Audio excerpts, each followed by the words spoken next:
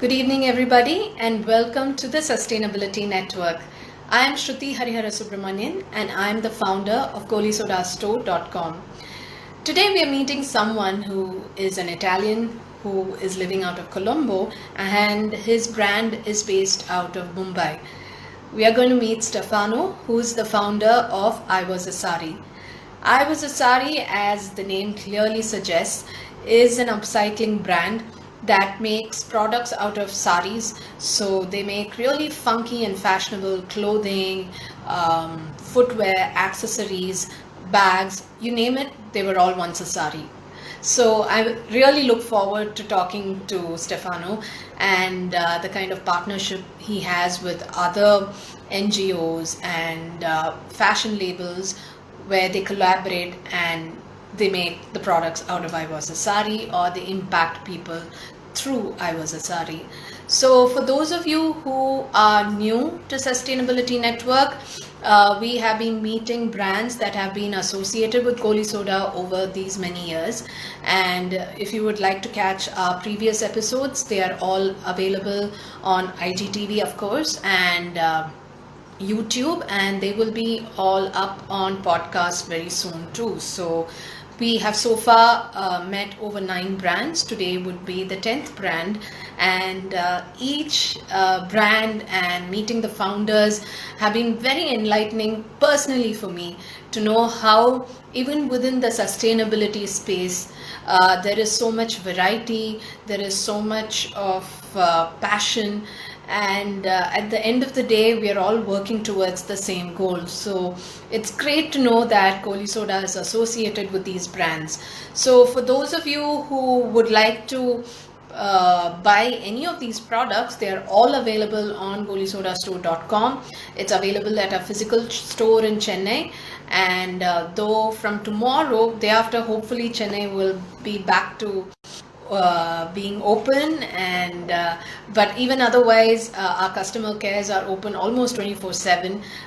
We have a wonderful team who works with our brand, and they are family, so for them they almost work 24/7 to make sure Goli Soda is there, our products are there to all our customers online through our customer care account. You can contact us via Facebook, Instagram, any of the social media portals, and we will be there to help you out.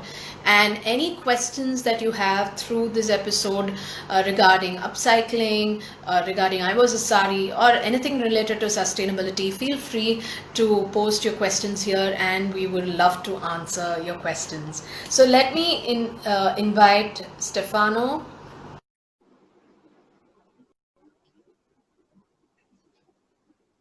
You're waiting. Hi, Stefano. Hi. Can you hear me? Can you see me? Yes, I can see you. Okay, great. Great to finally meet you. Hi. Yes. Sorry, I had a problem with my computer, so I need to hold my mobile. I hope that it's not going to be too That's too okay. annoying. That's okay. As long as your audio is clear for all of us, that's fine. And we can see Yeah. you well, so it's not a problem.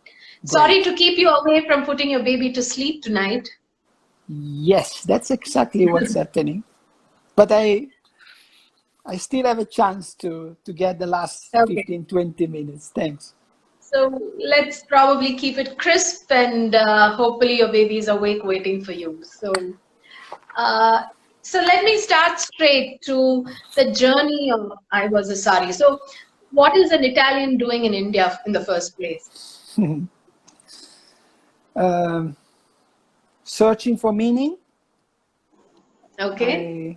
I think that that's what took me to India. I was in a corporate career, and I felt about 10 years ago I felt that I was done, and I wanted to follow my passion that since many years had been already at that time to become a social entrepreneur. So, and which place better than India? Yeah, very, very true. But how did the idea of I Was a Sari then begin? I know you wanted to move to the social enterprise sector, but why I was a sari? I was a Sari really by chance. Okay. I don't come from the fashion. I don't have a fashion background, and when I first moved to India for a few years, I worked with mainly with children in different projects, and through that experience, I realized that the only sustainable way really to support children is basically through the support that we can give to their families and mainly to their mothers. And that is how I developed really an interest for what I could, in a broad sense, call women empowerment. And I was I tried many things in order to create income opportunities for women coming from a disadvantaged background. And then one day I ended up by absolute chance in a go down full of saris, and Okay. everything started from there. Okay. So the thing is, it's amazing. We, as Indians, saris are a very a household thing for us. But we never thought about how sari can also lead to a mountain of waste. So could you just tell us what would have happened to these saris, or if you didn't pick it up to make your upcycle products, or where would it have gone otherwise? You know, now all this topic of sustainability and within the topic of sustainability, this new trend of upcycling, um it sounds like something new. When you think about India, sustainability, circularity, upcycling, giving a second, third, fourth life to everything Yes. is so much part of the culture, so much part of the tradition. So basically, the saris that we use, we like to say that we use pre-loved sari. In India would have another destination. I mean, we intercept saris that are partially are exported and mainly are going to rural villages where there is still uh, demand for saris, and also where, due to financial constraints, they cannot afford to buy new Mhm. saris. So Okay. in while in the West, this product would probably go to a landfill. In India, there would be again a different use of these saris before someone at the end might decide to get rid of them. Okay. So, are there any particular kind of saris that you would say you will work with or won't work with, or in terms of material, what is suitable for the kind of products that you make? So, are saris slotted into such categories, or you just get a bulk like that and you filter them? So when we started the project, we were selecting silk saris, and then I mean we started really growing in volume, and plus silk saris have a lot of limitation. So we decided to really take a different approach. We are material or composition agnostic. Okay. We are driven by the aesthetics. So it's really Okay. the print and the color what is driving us. I have to say that we use less cotton because we can source less cotton. But Okay. otherwise, we are really agnostic. What is really important for us are we need to really feel that any sari can really fit into our brand identity in terms of aesthetics. Okay. And we are very selective. So we when we select saris, probably we don't manage to get more than 20-30% from the saris that we receive, and we go through and we select. Okay. So, how is the journey? So, where can you tell an example of the journey of a particular sari? So, who is there the designer who picks up from a bunch of many saris, or they all come to you and then you separate it out and then you start designing, or you already have a design and then decide, okay, this sari would work for So this design? the sari supply chain is really fascinating by itself. Um, there is this community coming from Gujarat called Vagri, which is into bartering second-hand clothes since Okay. probably centuries, and Okay. they are the main source of any second-hand garment that we can find in the market. They go door to door and they barter. These women that you normally see around with a bundle of sari, and then they have Tupperware or kitchenware. So they go door to door and they get whatever second-hand clothes they can get in exchange of other products. And then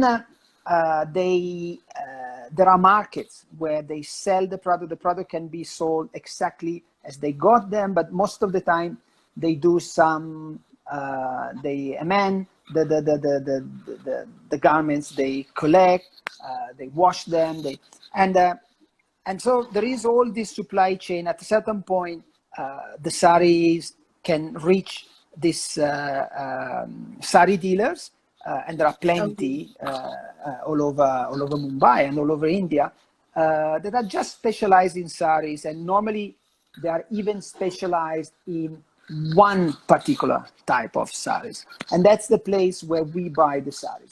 We buy the saris and we take to our office warehouse workshop, and there is one of the most important phases of our entire concept, because what we have learned over time is that you buy a sari, and what is fascinating is that I don't know how many tens of thousands of saris I have seen.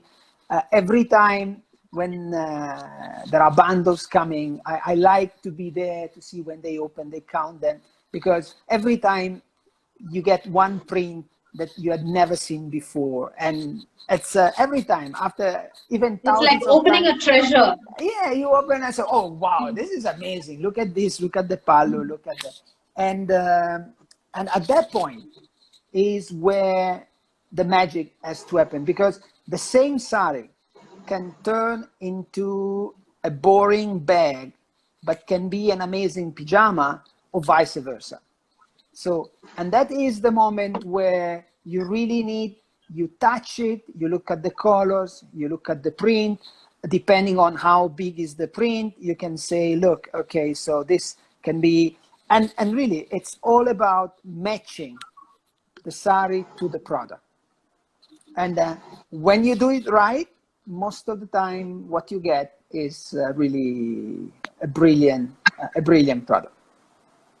No, I find what struck me about your products when I decided that we must have them on Goli Soda is they really stand out from the usual things that you see that is available in India. It does have a very international look to it. And one thing that when I started Goli Soda, I was very particular about, and we also started at a point when people hardly knew what upcycling was or what even being eco-friendly or sustainability was. So we didn't want to have products in our store and give an excuse saying, oh, it's not that great because, or it's not that fashionable because, you know what, it's eco-friendly, we can't be fashionable. So the whole idea of Goli Soda was to break that myth and say that you can still be fashionable, you can still be very contemporary, you can still make a difference to the planet, but you can still be sustainable. So I think that's what really excited me about your products, because usually when it comes to, say, a bag, as you said, there's always this mind block. Oh, in India, you just carry a chola or a jute bag and then call it eco-friendly. But yours is, I would say, it matches even to a runway product, and I also see you're associated with some major runway Yeah. designers, and they have helped We you have with. yeah, Yeah. we have a partnership, and as we speak, we are running really an amazing co-development project with Gucci, uh, where it's interesting because Gucci came to us more than 2 years ago. They were looking for a project, part of their CSR program, but they wanted really to do something different, something new that was with a strong social aspect attached to it, but also linked to circularity, linked to women empowerment. And we have started this collaboration. So what we are trying to do together is really to break this misconception that sustainable fashion uh, cannot be desirable, cannot be wow. We all know that if you want really to be successful in fashion, you need to create a desire. People need, first of all, to look good in your product, to feel good, and then come all the rest. So, for instance, with Gucci, what we are doing now is a co-creation project that it's very interesting because we are working with the Gucci designer through their volunteering program. So our products are branded I Was a Sari. We don't sell Gucci's product, they don't sell our product, we are at two completely different levels. But the beauty is that among the synergies that we are exploring, there is also this opportunity where their designers can volunteer for a few days and work on our products. And I can tell you the motivation that they get. So today we were discussing, we started a selection of saris. So next week we will send to Rome a bunch of saris, and then through Zoom we will discuss what to do. And it's really special. It's special at many levels. But what really strikes me is the enthusiasm, how passionate this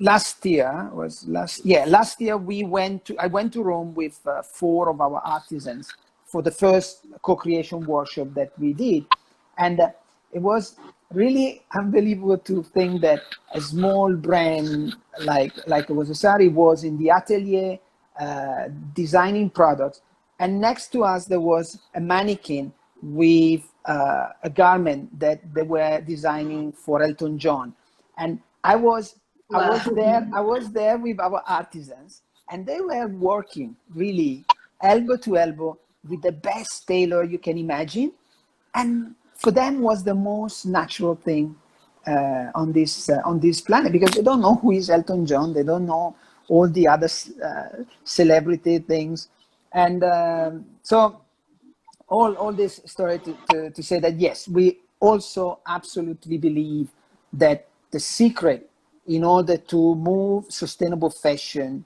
more to the mass market in a way is to remove this perception that sustainable fashion is an inferior fashion in terms Yes. of aesthetic, Yes. in terms of Yes. quality, in terms of Yes. if we don't remove those barriers, we can only remain really marginal. Yes. Very true. So, could you just talk to us about the team, the people behind I Was a Sari? Of course, there are designers, tailors, the empowering process. Do you train the women or they come trained?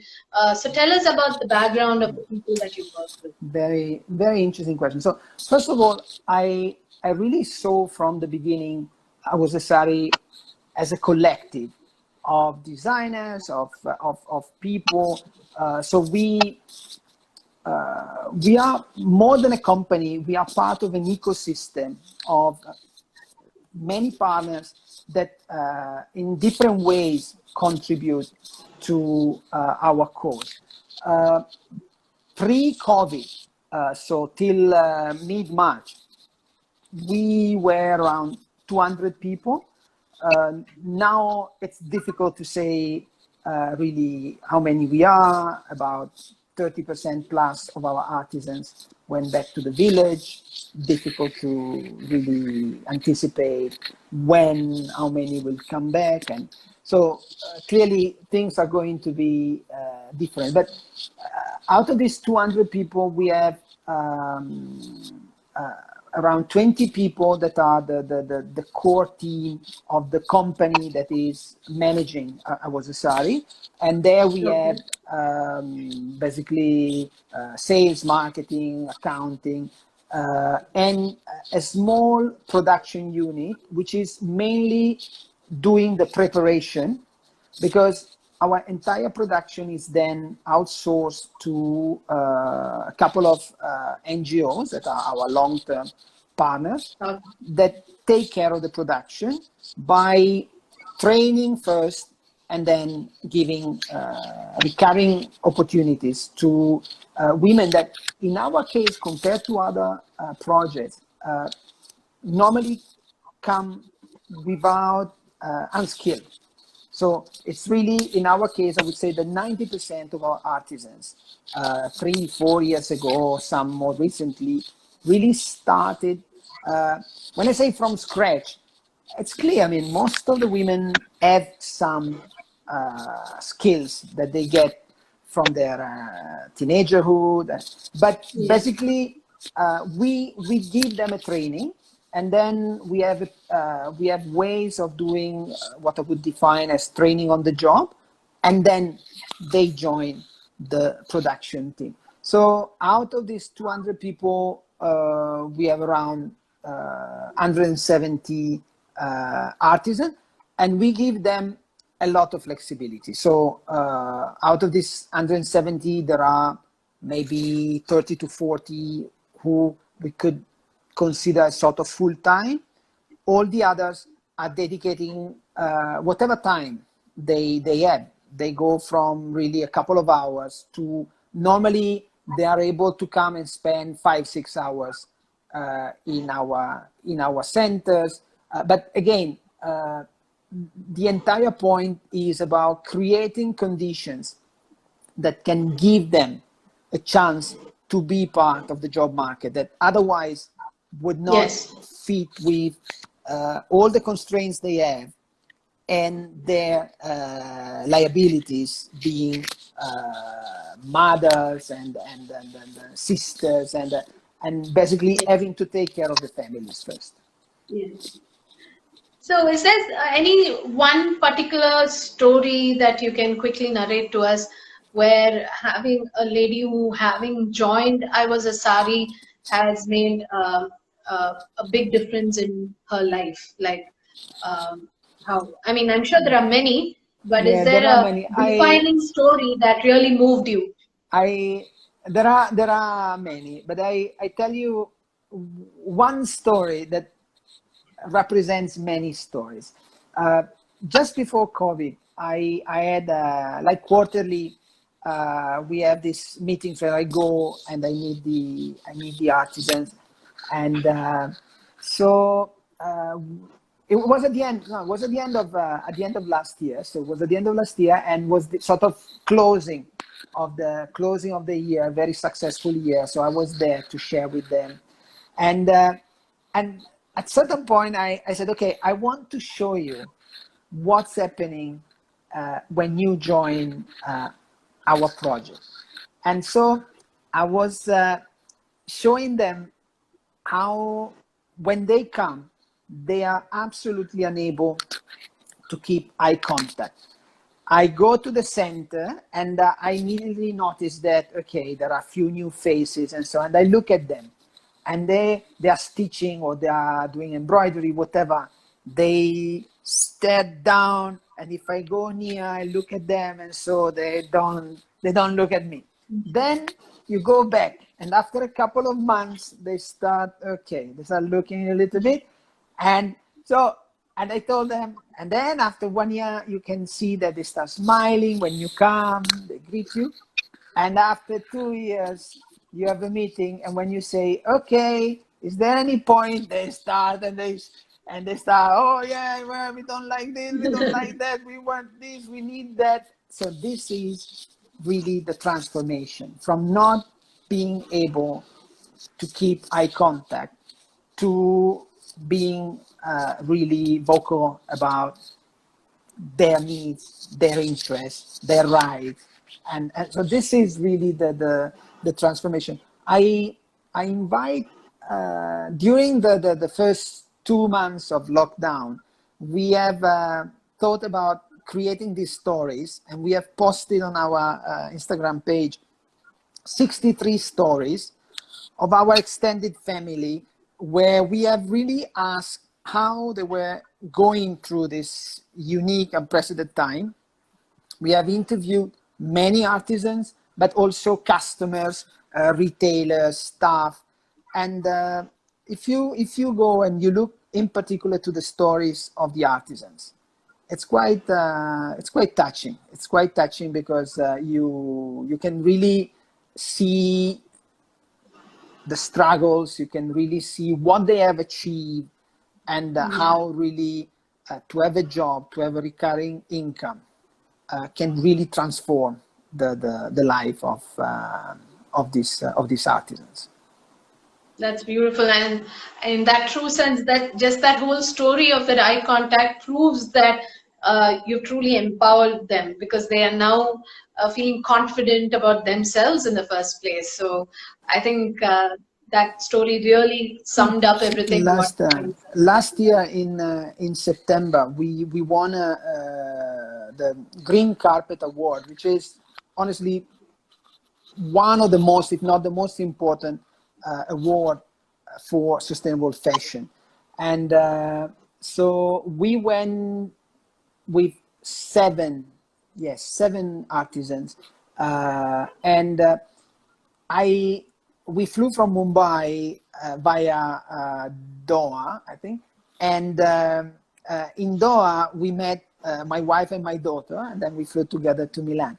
And at least five of these seven never, all of them were never abroad, but I think that 5 or 6 of them had never taken a flight before. And when my wife came, she told me, look at them.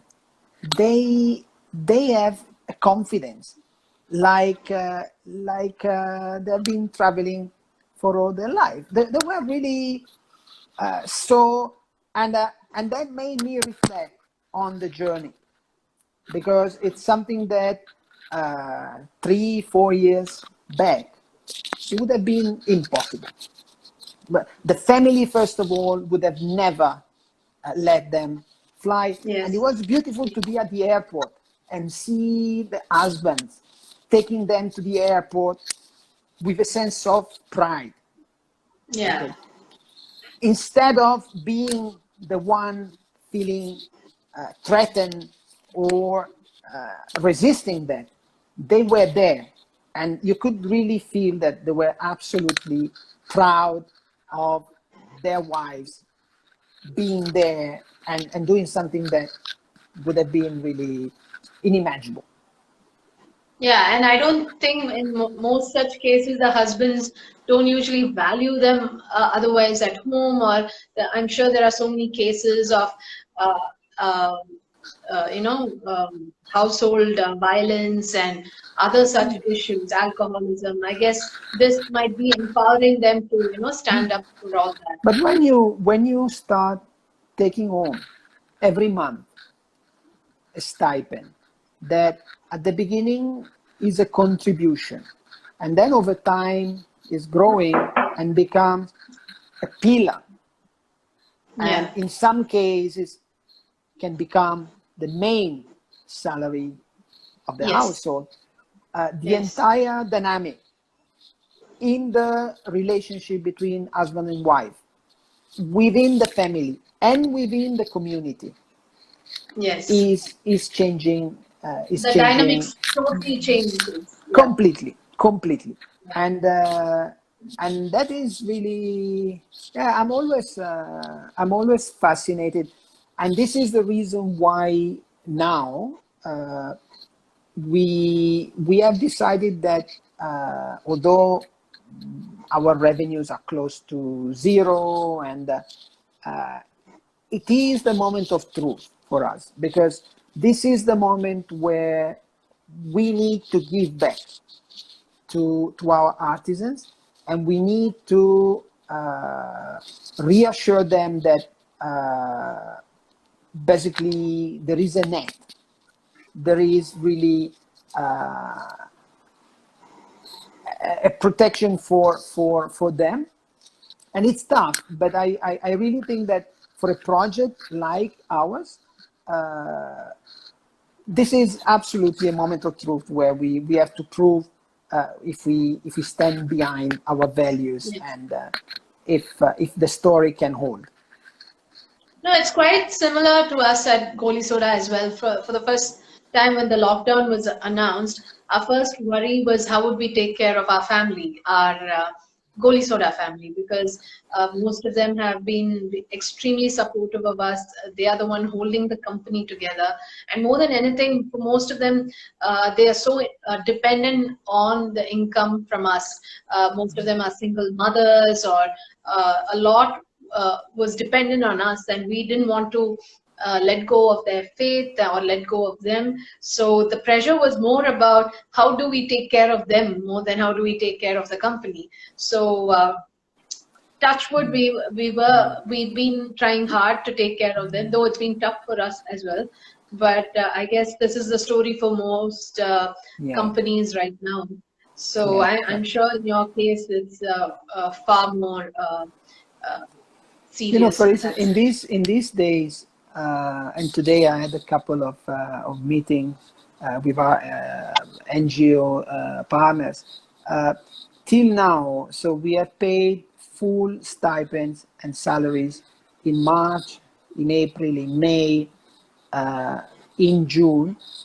Now we have started reflecting on the fact that when we look at the situation in Mumbai, in India, but particularly in Mumbai, we can absolutely expect that the situation will have to get worse before getting Yes, better. So we need absolutely to put ourselves in the mindset that we will not be able to go back to a decent level of business for at least the next 6 months. So now our strategy is how we can secure support in the long run, uh, and so we will really have an open discussion with our artisans in order to let them understand that, in order to be able to tell them today that even if we last till September, October, we will still be able to support them. We need to move to a different approach where basically what we provide is what I would call a survival wage. yes, And I want them to understand is not about really holding back. Is about saying if it has to survival. last, right, if it has to last for another 6 months. Better to get what every family needs in order to cope with the essentials. But in September, you can still count on the fact that even if you're not working, you will get the support. And this is what we are really considering right now, because looking at the numbers, I think that we need to be prepared to that. Yes, I think so too. And I also think this is a good time to tell our viewers that if you really want to pick up a bag or a shoe or a belt, or they have really nice scarves, something small, this is a good time to support I Was a Sari and all the women behind I Was a Sari. So thank you so much, Stefano. This was very a different talk from most others. Usually I end the talk by saying, what has the lockdown taught you, or how do you feel, or what are you been going through? But I guess this whole conversation kind of summed up what your thoughts were going on professionally and personally regarding the lockdown. So at some point when everything goes well, you think I Was a Sari will start diversifying to other things like I Was a Jeans, or I was say a shirt or something? You know, this idea of inspiring a movement has been there since long time, and few weeks ago, in a moment, 2-3 weeks ago, in a moment when I was a little bit down, looking at all the things, and so I received an email from Sudan in Africa, from a young designer with quite an interesting international exposure, running also a communication agency, and she wrote saying that she has been following us for the last few years, and we have been an inspiration. Da, da, da. And in Sudan, there is a traditional garment very similar to a sari, and so she wants to start.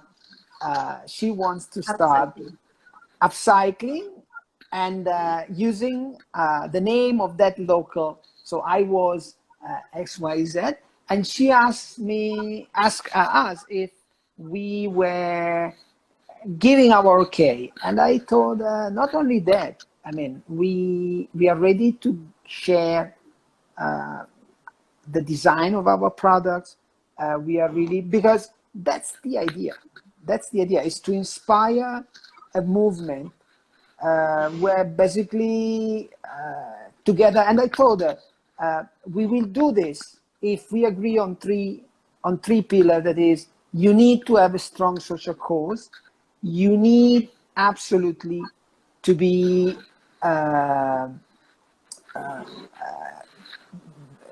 to look at a contemporary desirable design. Yeah. And you need to be based on circularity and sustainability as a concept. If these three pillars are there, then absolutely this is what we want. And we are discussing. So I think that it will happen. I think that there will be soon the second project exactly following the same philosophy that we I embrace. really look forward to it, and I hope we could have them as well on Goli Soda.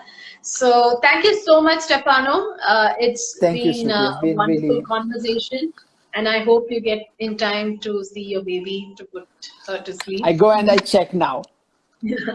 Okay, so good night. Thank you very much, and take care, and good luck to everyone at I Was a Sari. And same for Golisada. Really thank you. a great pleasure to work together. And as we said, when you called me to discuss about this live, there are many more things that we can do. This and is only the beginning.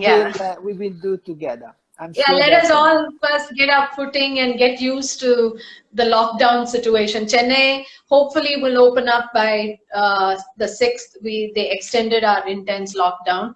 So hopefully it'll open up by 6th and things will move around a bit. So, and let's hope the world gets well soon better. That's the primary thought. Hopefully all of us would get used to this new normalcy and stand on our Yes. feet. Yeah. So Thank you so much, again, Stefano. thank you. Good Good evening. night. Good Bye night. Bye bye. bye. So thank you all for watching. With this, we end this edition of the Sustainability Network. We will be back very soon with more interesting brands, interesting stories on sustainability, and hopefully they are all inspiring you to make some little changes here and there, because it surely has. The best part is I've known these brands, I've known these people for so long, but these conversations have really opened up my mind on sustainability a bit more too. So look forward to seeing you all soon on the next edition. And for those of you who want to catch up on our other episodes, they are on IGTV, they are on YouTube. If you'd like to shop any of these products, they're all available on golisodastore.com. You can contact us on our customer care number, or just contact us on any of our social media handles, and we'll help you get these products through to you. Thank you very much, and see you all very soon. Bye-bye.